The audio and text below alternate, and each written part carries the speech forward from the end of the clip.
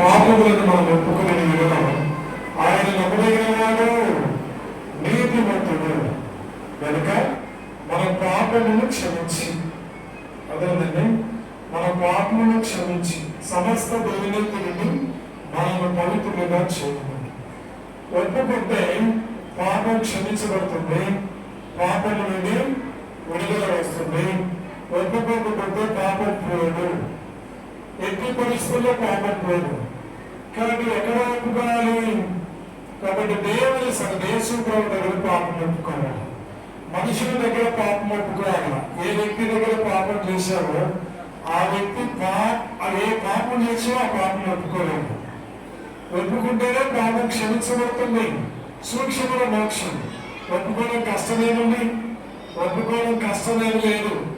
యేసు ప్రభువా, నేను పాపుని, నన్ను క్షమించు, ఒక్క మాట చెప్పగలిగితే చాలు.